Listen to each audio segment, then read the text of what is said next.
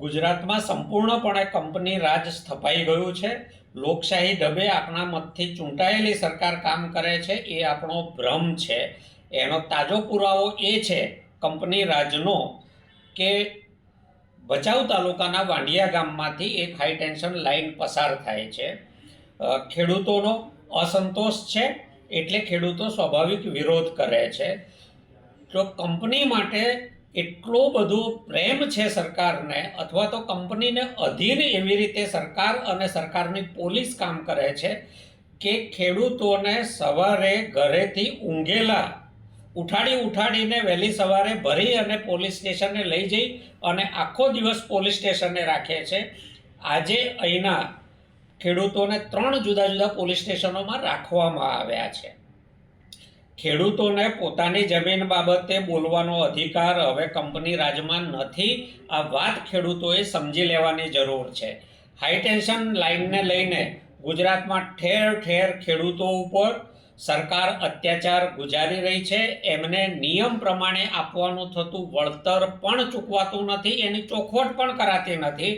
કલેક્ટરો રીતસર હુકમ કરે છે, એમાં કાયદાનું ઉલ્લંઘન કરે છે. કલેક્ટર જ જિલ્લાની જમીન કિંમત નિર્ધારણ સમિતિનો અધ્યક્ષ છે. એણે જાહેરનામું બહાર પડે એ પહેલાં જે તે ખેતરોની જમીનની કિંમત નક્કી કરવાની હોય છે, જેથી ખેડૂત ગણતરી કરીને સમજી શકે કે એને શું વળતર મળશે.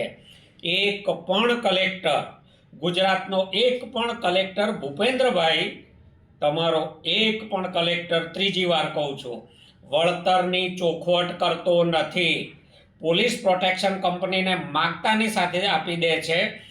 નીચે માત્ર એટલું લખે છે કે નિયમ મુજબનું વળતર ચૂકવવું. એટલે કયો નિયમ, કઈ જંત્રી, કોણે કિંમત નક્કી કરી, ખેડૂતને જાણવાનો અધિકાર નથી. કંપનીઓને ગુજરાત તમે ગીરવે મૂક્યું છે.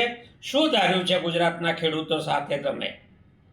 આ પ્રકારના અત્યાચાર બંધ થવા જોઈએ અને ગુજરાતના ખેડૂત પર જ્યાં જ્યાં અત્યાચાર થશે ત્યાં આમ આદમી પાર્ટી મજબૂતીથી ખેડૂતોની સાથે ઊભી રહી અને છેલ્લે સુધી લડી લેશે. હું વાંઢિયાના ખેડૂતોને પણ આશ્વસ્ત કરું છું કે તમને જ્યાં અમારી જેવી મદદની જરૂર હોય તમે અમને કહેજો. અમે તમારી પડખે ઊભા હતા, ઊભા છીએ અને ઊભા રહીશું. કંપનીઓનું ગુલામ ગુજરાતને નહીં થવા દઈએ.